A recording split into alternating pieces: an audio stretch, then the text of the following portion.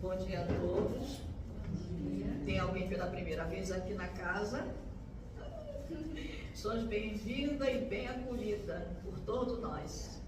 Receba o abraço fraterno de nós, colaboradores da casa. Volte sempre. E todos que estão aqui também. Volte muitas vezes quando puder. Fiquei feliz em te ver. Essa semana toda eu passei pensando em você.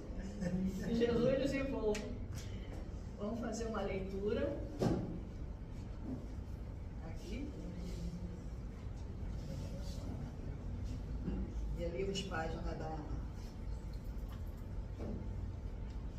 Vida Feliz, de Joana de Ângeles. Quando o homem se resolve por modificar a conduta moral para melhor, parece defrontar uma conspiração geral contra os seus propósitos de enobrecimento. Tudo se altera e desgoverna. As mínimas coisas fazem-se complicada, e o ritmo dos acontecimentos por algum tempo muda para pior. Esse estado de coisas leva o candidato à reforma íntima a retroceder e a desistir. É natural, porém, que assim aconteça. Toda transferência modifica o habitual. Na área das ações morais, a reação é maior, porquanto se penetra nas raízes do mal para extirpá-lo, a fim de dar surgimento a novos e equilibrados costumes. Não abandones, desse modo, os teus intentos de moralidade e crescimento interior, em razão das primeiras dificuldades a enfrentar. Seguir em frente. Pai amigo, mestre amoroso e comum. Joana de Ângeles, a falante espiritual da casa, que já está nos acolhendo há muito, muito tempo, que nos ajudou a chegar até aqui. E aqueles que em pensamento, Pai, pensaram em estar e não podem vir. Envolve a todos eles, encarnados e desencarnados. Aqueles que nos ajudam, nossos anjos de guarda, espírito protetor. E aqueles, Jesus, que não simpatizam conosco, eles também possam ter o privilégio de ouvir a maravilha de palestra que a nossa amiga vai fazer. Envolve, ampare, proteja, e assim seja. Com a palavra, nossa irmã Terezinha Lombreira, do Centro Espírita da Joana de Ângeles também, e do Lar de Tereza. Fique à vontade, querida.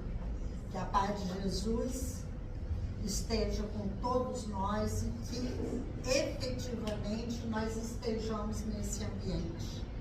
Conseguimos nos desligar por um pouco das nossas preocupações. E pedimos sempre a proteção da Joana e da falange desta casa, com quem já estamos afinizados há tanto tempo. E hoje estudamos o Evangelho, lembrando que nesse ano, 2024, o Evangelho segundo o Espiritismo completa 160 anos de lançamento. E eu costumo falar que eu custei para entender o Evangelho. Porque pra gente, o Evangelho é fácil, né? Todo mundo já leu, todo mundo sabe, é o livro mais vendido. Mas, quando a gente vai ler mais profundamente, a gente pensa, meu Deus, eu não entendi nada. Aquilo que eu achava que eu já estava soberana nisso, não estou. Eu já devo ter contado aqui, mas é um fato que eu sempre gosto de lembrar. Eu fiquei 11 anos em Campos. Aí tinha um grupo que estudava mediunidade. Gente antiga na casa, médiuns, trabalhadores. Aí fizeram uma reformulação e algumas pessoas desse grupo foram estudar o Evangelho.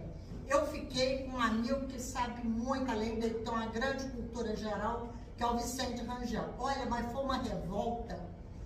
Eu fui rebaixada. Eu estudava mediunidade, fui estudar Evangelho. Aquela coisa, chegou no fim do ano, o povo... Gente, a gente fez uma especialização, fizemos uma pós-graduação. Detalhes, minúcias, que a gente não percebe.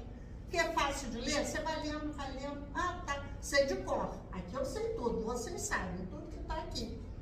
Mas qual o sentido disso? Que a gente não apreende. Né? eu gosto muito do Beto Guedes. A lição sabemos de cor, só nos resta aprender. Aqui eu só decoro, falo tudo, porque você começa a frase, eu vou terminar, mas e daí? Então, Jesus falando desde a época dele dos falsos cristos e falsos profetas. Tem 3 passagens aqui inicialmente. Então ele fala, porque a árvore boa não dá maus frutos, e a árvore má não dá bons frutos. Ele disse, o homem bom do bem, do bom tesouro do seu coração tira o bem. O homem mau, do mau tesouro tira o mal. Porque a boca fala do que está cheio o coração. Eu acho isso fundamental. Porque eu posso estar querendo pregar o bem, mas eu só falo mal, eu espalho a divergência, eu espalho a calúnia, o desentendimento, em nome de Jesus. Está aqui, o Evangelho diz, ó, vai ser castigado, o castigo está vindo. Mas como eu tenho autoridade para falar isso? O que eu estou falando? Como eu estou falando? Aí eu casei, porque nós temos hoje os itens de 1 a 7.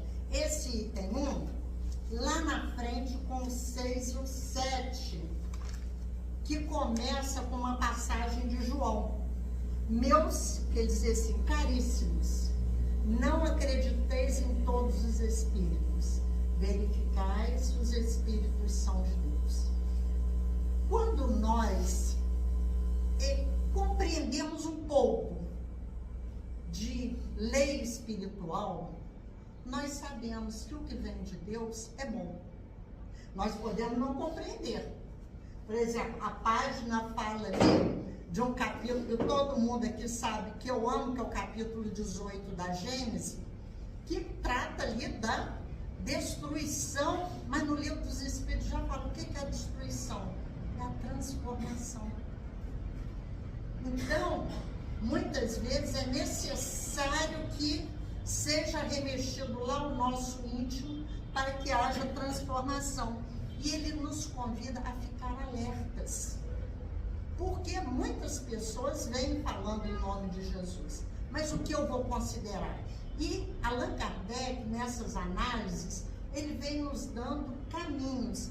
Então ele diz assim, os fenômenos espíritos, longe de confirmarem os falsos cristos e os falsos profetas, lhes dão um grande golpe. Por quê? Porque a doutrina espírita explica os seus fenômenos.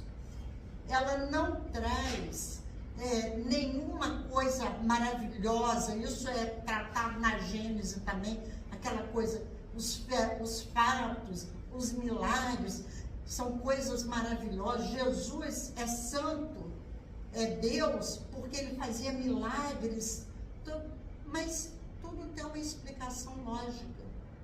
As leis naturais não são derrogadas. Nós podemos não conhecê-las, mas existem sempre leis que são obedecidas. E os fenômenos espíritas estão baseados nessas leis. Então, ele continua dizendo assim, o Espiritismo diz que não produz prodígios.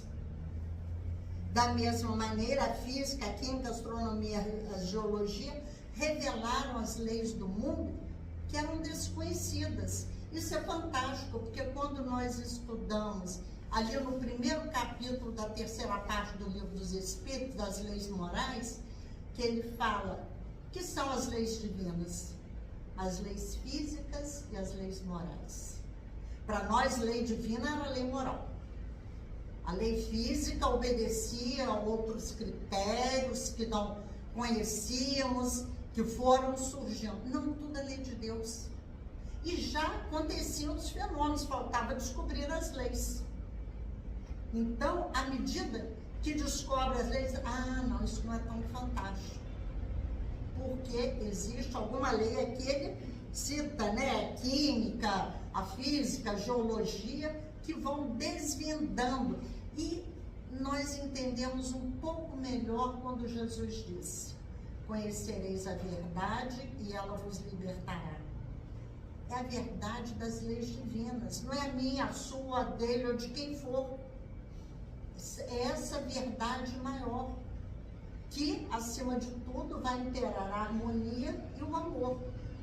Como é que nós estamos lidando com isso? E aqui ele continua aqui. Como se Deus fossem tentados a explorar esses fenômenos em proveito próprio, fazendo-se passar por enviados de Deus, não poderiam abusar por muito tempo da credulidade alheia. E, bem logo, seriam desmascarados. E aqui ele vem dizer assim, a missão dos profetas se prova por efeitos morais. Porque o que é um profeta? O que é um Messias? Livro dos Espíritos, questões 622 e seguintes. Kardec pergunta, confiou Deus a certos homens a missão de revelarem a sua lei? Como é que é? Como é que nós ficamos conhecendo as leis de Deus? E aí ele diz, em todas as épocas vieram reveladores. Então, quando a gente diz que Jesus é o governador da terra, ele veio há aproximadamente 2000 anos. Mas desde sempre foram enviados aqueles reveladores para nos trazerem orientações, para nos trazerem diretrizes do bom caminho. Mas ele continua aqui. A questão 623. Os que têm pretendido ensinar os homens as leis de Deus, muitas vezes não se enganaram. Muitos se enganaram, se equivocaram. Mas se eles tinham em si a boa vontade, o entendimento, a sinceridade, alguma coisa ficou. E depois eles vão, nós sabemos que ninguém será castigado eternamente, porque todos temos oportunidade sempre, então esses também se modificarão. E na questão seguinte, eu disse, qual o caráter do verdadeiro profeta? Porque aqui no Evangelho, Kardec pôs, não é por fazer maravilhas que ele vai ser um profeta, faz prodígios, como a gente via muito no Antigo Testamento, né? Elias desafiando os sacerdotes de Baal, não, manda o seu Deus acender a fogueira, porque o meu Deus é mais poderoso, então eu tenho a capacidade de fazer isso, e tantos outros, né? O Antigo Testamento é cheio desses prodígios. E Kardec, já no Livro dos Espíritos, lembrando sempre, o Livro dos Espíritos é a nossa base. O verdadeiro profeta é um homem de bem, inspirado por Deus. Podeis reconhecê-lo pelas suas palavras e pelas suas obras. Impossível é que Deus se sirva da boca do mentiroso para ensinar a verdade. Então, já temos um critério. Quando João disse, não acrediteis em todos os espíritos, verificai se os espíritos são de Deus. Aqui no Livro dos Espíritos nós temos uma diretriz segura. Como é que eu vou saber se é de Deus? Quando ele fala bem. Como dizem aqui os espíritos, Deus não se serve da boca do mentiroso.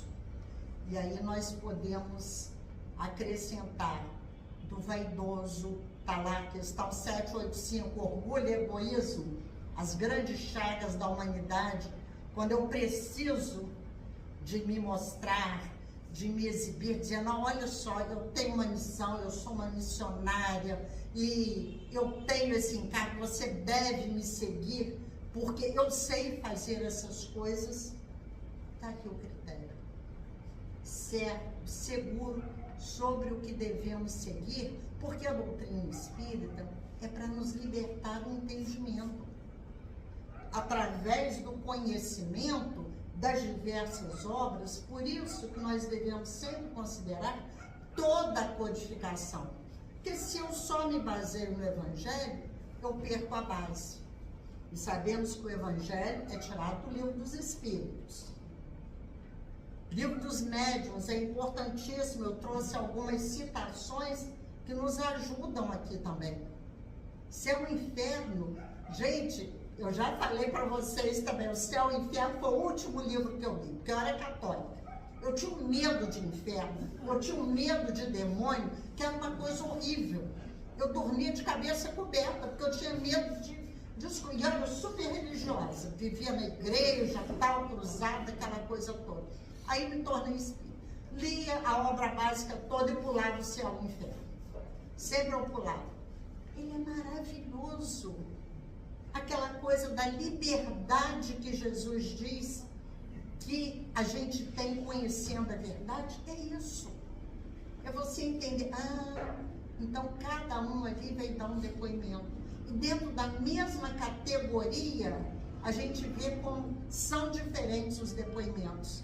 Basicamente, pode ter o mesmo princípio, mas eles vão ali, cada um tem uma especificidade, como nós. Nós podemos estar mais ou menos no mesmo nível evolutivo, mas cada um tem uma vivência, tem uma experiência. Então, e a Gênese, que eu amo o capítulo 18, né? Tem o capítulo do bem e do mal também, que eu gosto muito. Tem muita coisa que eu não sei, mas esses eu amo. Então, nós vamos percebendo o conjunto. A Revista Internacional do Espiritismo fez uma série de artigos há um tempo atrás e fala o conjunto Terceira Revelação. Então, cada número falava de um andar desse conjunto, até que se completasse toda a edificação, e a partir dali o nosso entendimento fica maior, né? Aí ele diz, esse é um dos resultados do desenvolvimento da ciência espírita, que pesquisando a causa de certos fenômenos, levanta o véu de muitos mistérios. Os que pretendem a obscuridade e a luz são os únicos interessados a combatê-la. Mas a verdade é como o sol dissipa os mais densos nevoeiros. Então, e Kardec fala, o que é a ciência espírita?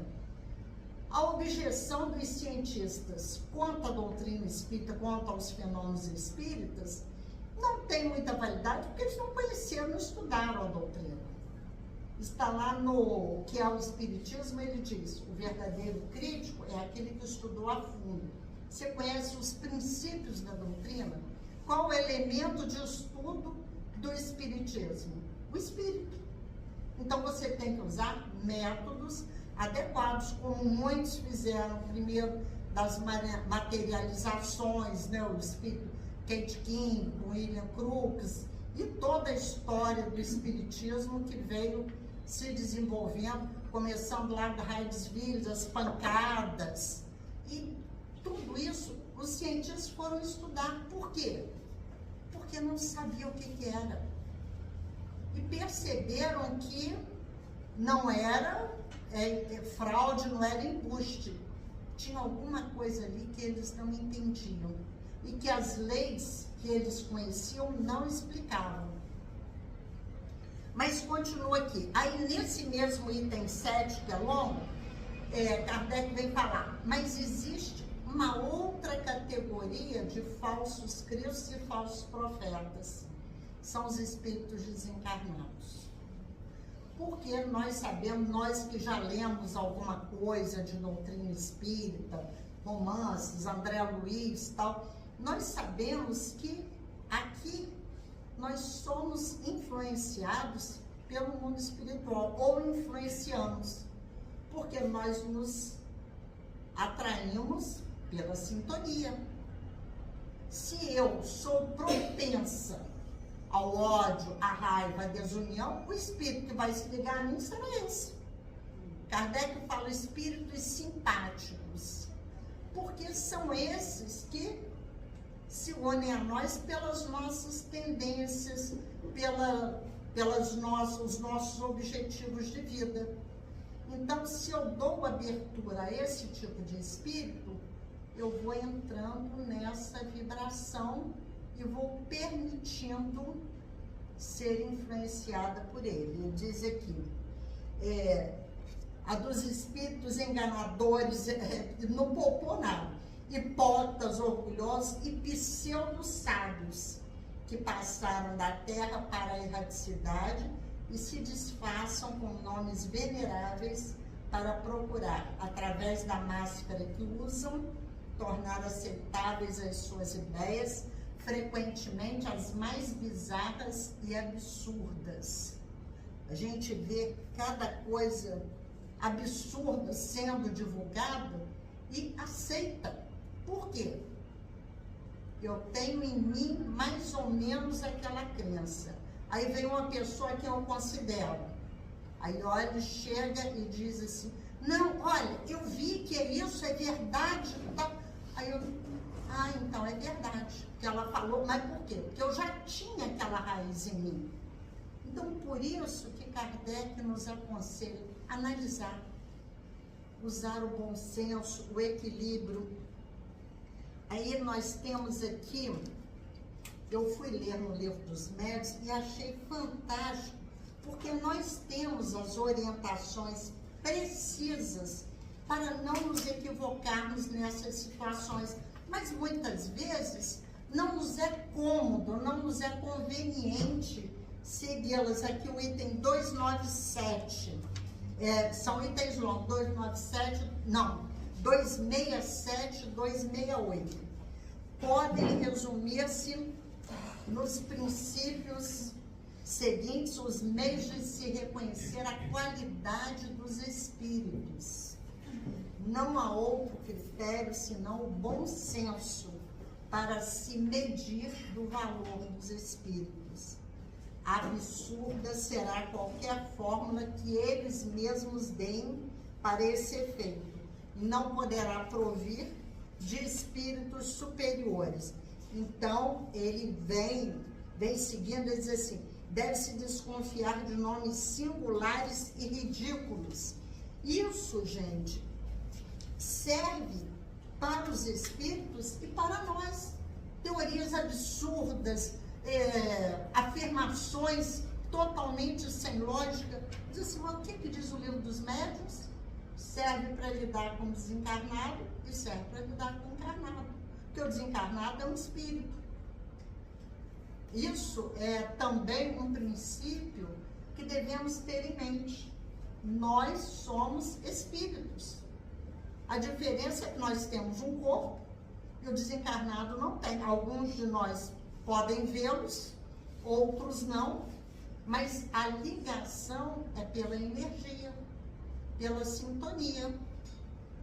Então, se eu acho interessante essas questões absurdas, é porque eu estou sintonizado com elas.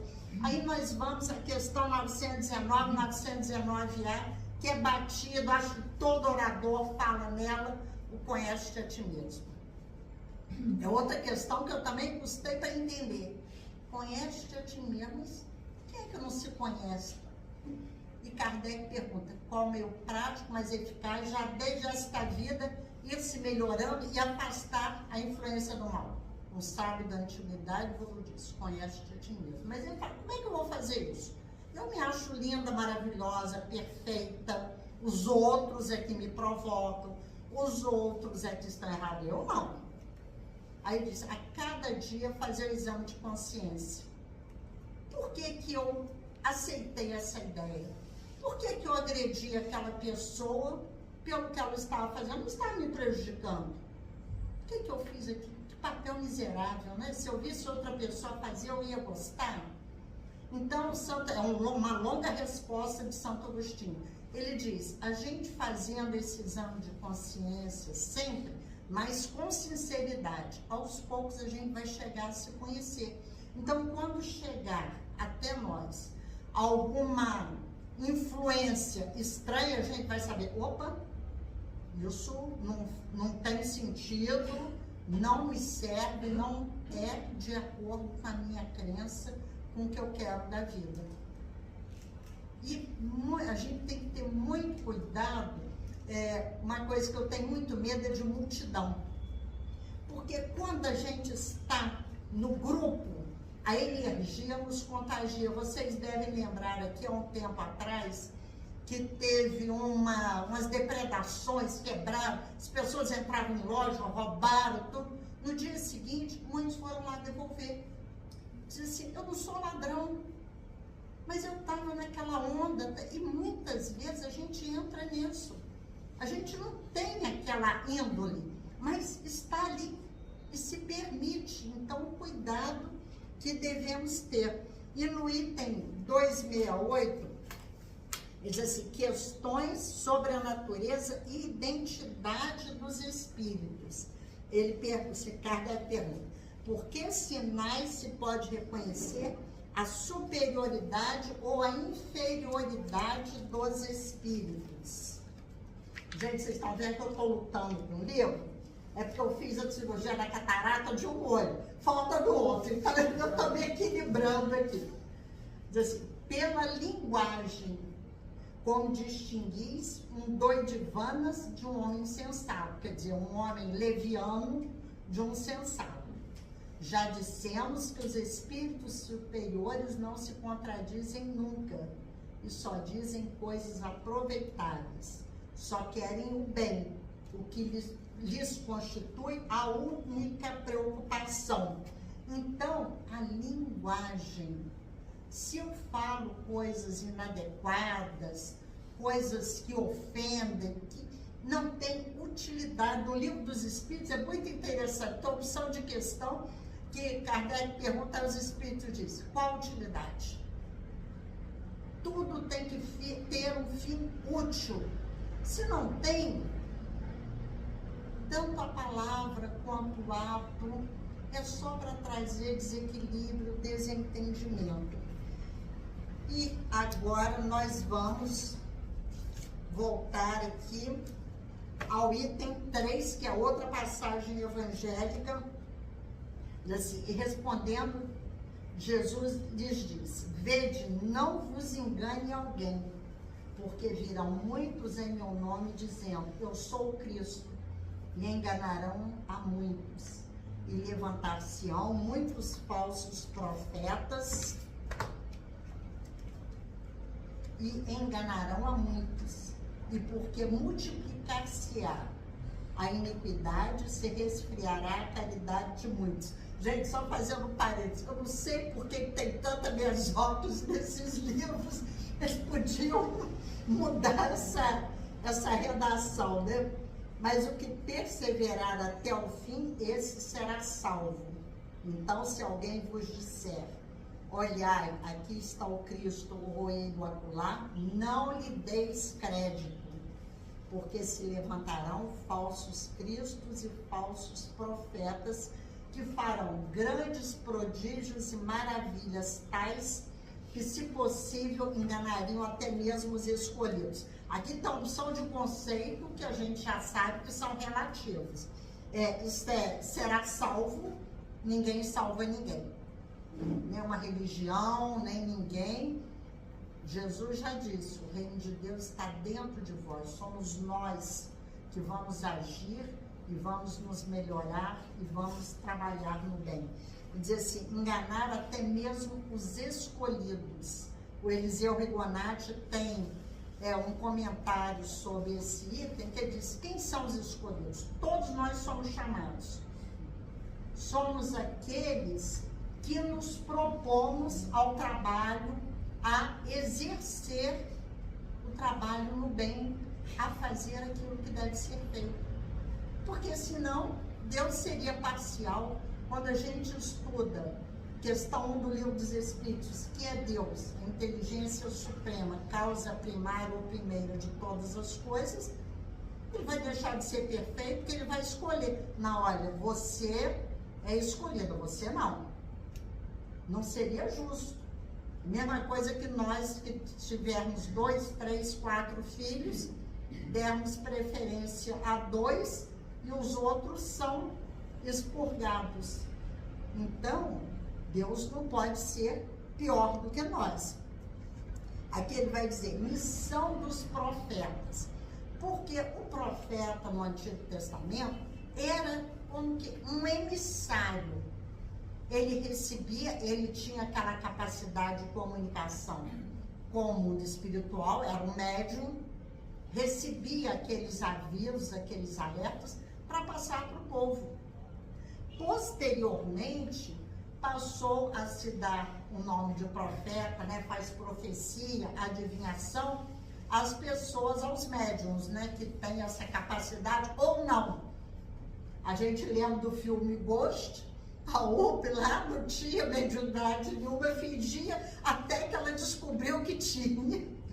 Então, é isso, mudou-se o significado. Aqui lembra no texto, né, quando Jesus foi torturado, que ele apanhava dizendo: Cristo, profetiza, diz quem te bateu. Então, alguns acertavam as suas previsões. Então, a qualidade de profeta ficou sendo atribuída a quem fazia adivinhações. E o item 5 diz assim: prodígios dos falsos profetas, que a gente já falou, que já foi comentado mais à frente. Ele diz assim: essas palavras, né, se levantarão falsos cristos e falsos profetas, passa pela questão do entendimento do que é prodígio, do que é milagre. É coisa admirável de se ver, uma coisa que não é usual. Se alguém tem a capacidade de fazer aquilo, ela faz milagres. A gente vê quantos santos são canonizados porque fizeram milagres. Então aquilo é maravilhoso. Mas a doutrina espírita, trazendo para nós o entendimento da existência, da ação dos fluidos, tem aqui no Evangelho a ação da prece, transmissão do pensamento, que é aquela energia que é transmitida. E Kardec era um estudioso do magnetismo. Ele sabia da ação magnética de cada um. Cada um de nós tem a sua energia, uns mais, outros menos. Então, as pessoas que têm essa capacidade faziam coisas maravilhosas. Eu lembro sempre, hoje é 1º de junho, mas ainda vale, de Eurípides Bassanufo e de Santo Antônio de Pádua, que eles falavam, eles pregavam o Evangelho e a cidade inteira ouvia, numa época que não tinha microfone. Como é que era isso? Era um prodígio. Era uma coisa, eu sempre falo, se Eurípides fosse católico, ele já era santo, mas não era, é um espírito de grande elevação. Então, é esse cuidado que a gente tem que ter, que Allan Kardec nos alerta sempre, do bom senso e do equilíbrio. Diz assim: essas leis tendo sido estabelecidas exclusivamente por Deus, não há dúvida que podem ser dialogadas por Ele quando lhe aprouver, mas o bom senso diz que não pode, porque nós aprendemos na doutrina espírita que existem leis que são cumpridas. Nós podemos não entender o porquê, como está acontecendo o cumprimento daquela lei, mas elas são cumpridas. Não podia atribuir a seres inferiores e perversos um poder igual ao seu, e menos ainda de desfazer o que ele fez. Porque nós temos alguns estudos sobre os anjos e os demônios, em que o chefe lá do inferno era outro Deus. Deus deu autoridade a ele de tentar os homens, e depois os homens eram castigados porque caíram na tentação que Deus deu autoridade para fazer. Então é uma coisa meio doida, mas a gente não pensava. Eu mesmo acreditava nessas coisas. Até que a gente começa a analisar, no início você fala assim: nossa, mas será? É isso mesmo? Aí você vai lendo, vai ouvindo, tem lógica. Que é isso que Allan Kardec fala, a lógica, o bom senso. Vamos ler, vamos estudar. Estamos numa época de grande polarização. Esse capítulo de falsos cristos e falsos profetas é perfeito sempre. Quem fala em nome de Jesus, ele diz assim: a linguagem e as obras. Que energia está emanando, que ambiente está criando em torno de si. É isso que nós vamos analisar. Aí diz assim, ele comenta, né, até mesmo os escolhidos, que a gente sabe que não tem, né? Ele diz assim, desde todos os homens, os tempos, certos homens exploram em proveito de sua ambição, de seus interesses e de seu desejo de dominação, certos conhecimentos que possuíam para conseguir o prestígio de um poder supostamente sobre-humano ou de uma pretensa missão divina. Isso é do ser humano, a busca do poder, a busca da dominação. Antigamente, esses conhecimentos ficavam restritos aos templos, aos conventos. A gente lembra do papel fundamental de Lutero, que traduziu a Bíblia para o alemão, para que todos que liam, que eram poucos, né, tivessem acesso, porque era em latim e só aqueles estudiosos. E voltando em Eurípides Barçanufo, uma história do Eurípides que eu gosto, é que ele era muito católico. E aí o padre emprestou para ele uma Bíblia. Ele disse, olha, cuidado com esse livro, que os católicos não têm autorização para ler. E ele leu tudo, mas ele disse, só não entendi o Sermão da Montanha. Aí depois tem uma manifestação, quando ele se interessa pelos fenômenos espíritas, de João o Evangelista, através de um médium sem instrução nenhuma, o Aristides, e aí ele vê que realmente aquilo era verdadeiro. E o padre, quando ele diz que ele se tornou espírita, o padre enlouquece, porque ele acha que a leitura da Bíblia o fez pensar. Então nós vemos no século XX, fim do século XIX, início do século XX, isso aconteceu, era proibido, porque o conhecimento era fechado. Hoje não, hoje nós temos acesso a tudo. Mas o que eu quero buscar? O que eu estou buscando? Diz assim, aí ele continua, o fato de operarem aquilo que aos olhos de algumas pessoas consideram como prodígio, não tem nenhum sinal de missão divina. É apenas uma capacidade que ele tem. Algumas pessoas têm essa capacidade. Aqui no livro, esse livro simples, né, o Evangelho dos Humildes, do Eliseu Rigonati, eu gosto muito dele. Ele vem falar sobre isso, mas aqui também, no outro capítulo, porque esse é o de Mateus, o 24 de Mateus. Aqui, lá no fim, ele vem falar exatamente sobre essa questão de em quem eu acredito. Porque virão muitos em meu nome dizendo, eu sou o Cristo, e enganarão a muitos. E o Eliseu Rigonati vem analisando isso, que em todas as áreas do conhecimento existem esses falsos cristos, confundindo ao invés de esclarecer, trazendo informações falsas. Então, sempre buscar o equilíbrio e o bom senso para analisar. Mas ele continua aqui. A vez, pois, de ouvir sobre guerras e rumores de guerras, olhai, não vos turbeis, porque importa que assim aconteça, mas não é ainda o fim. Diz assim, para que uma humanidade progrida, ainda são necessárias as guerras. Aí se pergunta, mas como? A guerra é necessária? Está lá no Livro dos Espíritos, chegar ao ponto em de se parar com a humanidade. Não é o que a gente está vendo, né? Entretanto, como os homens não querem obedecer à lei do progresso e se apegam em demasia às instituições e às ideias do passado, produzem-se atritos, os quais são incentivados pelo egoísmo humano. Gente, está na base de todos esses conflitos, de todas essas desigualdades. O nosso egoísmo, eu tenho direitos, o outro não, o outro é menor, ele não tem direito nenhum. Porque Jesus resumiu toda a lei dele num mandamento. Amar a Deus sobre todas as coisas, ao próximo como a si mesmo. Eu preciso de me amar.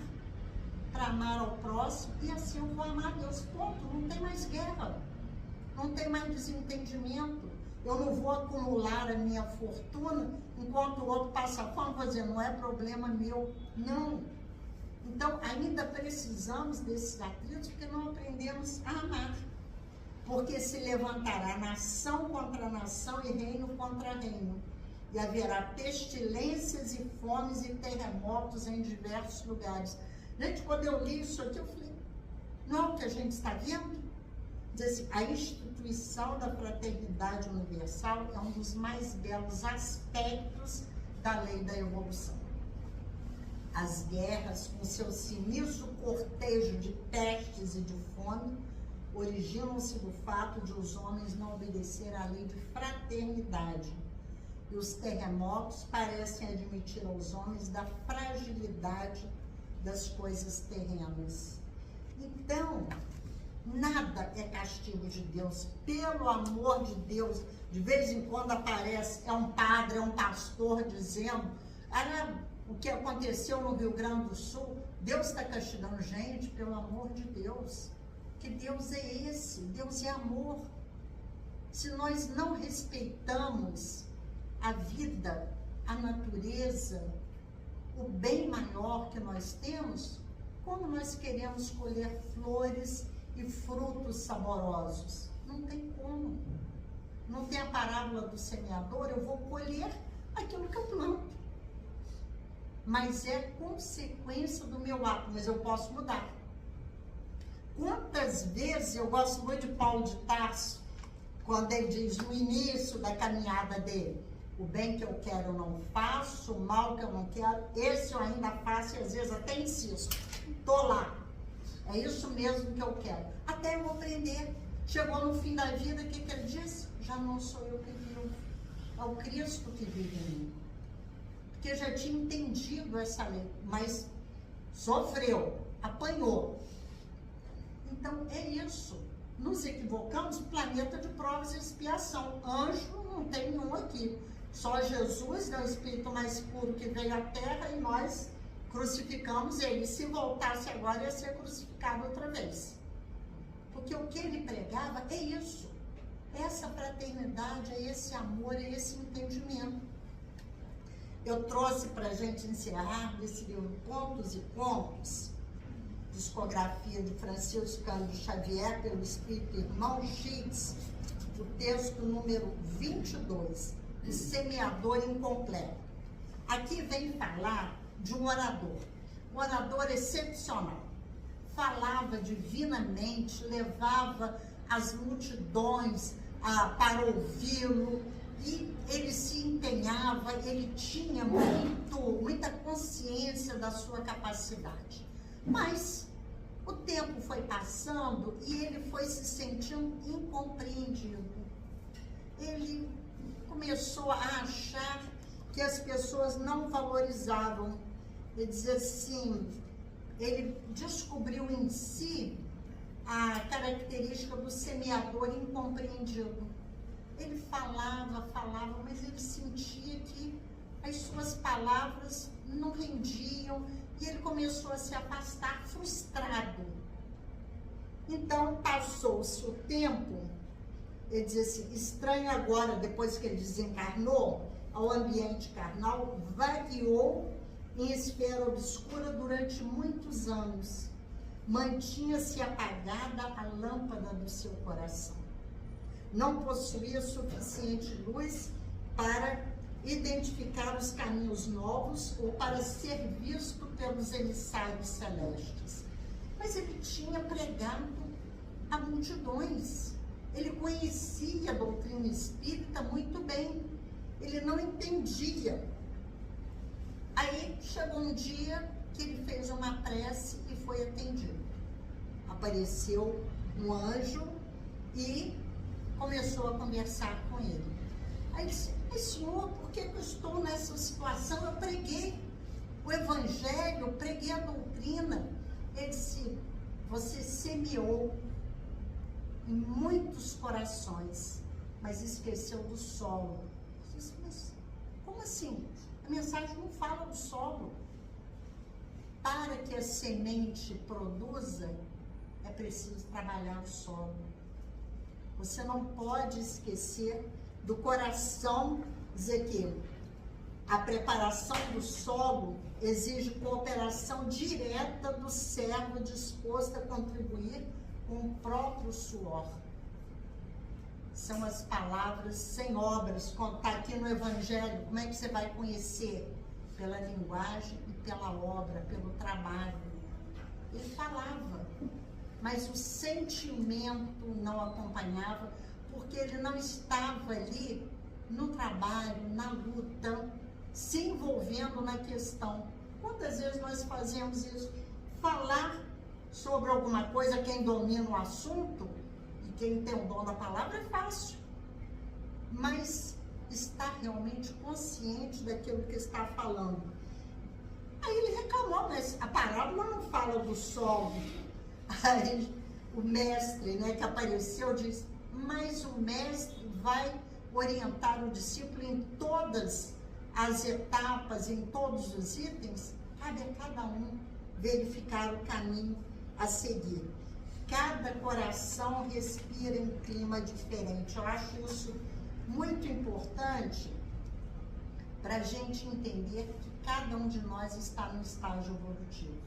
A mesma mensagem que nós passamos, cada um vai assimilar de uma forma, porque é a sua expectativa da mensagem, da vida, a sua experiência de vida. Então, a colheita não vai depender de nós, porque cada um vai assimilar como pode.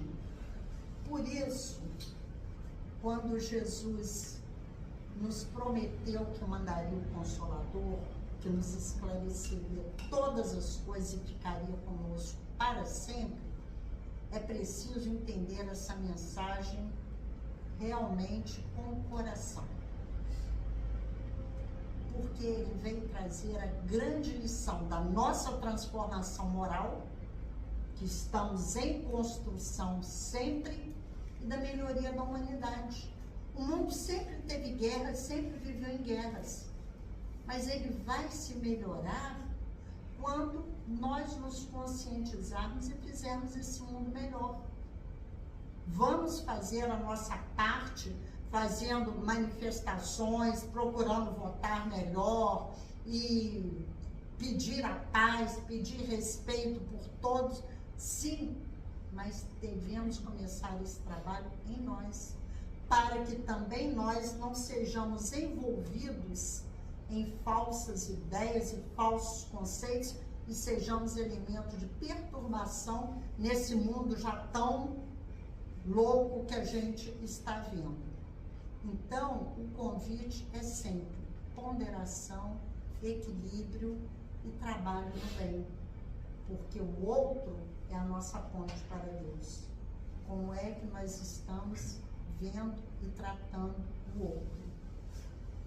Eu agradeço sempre a ter oportunidade do trabalho e peço que todos sejamos amparados, fortalecidos e iluminados, e que a direção da casa tenha sempre uma boa intuição para levar esse trabalho sempre para adiante. Obrigada.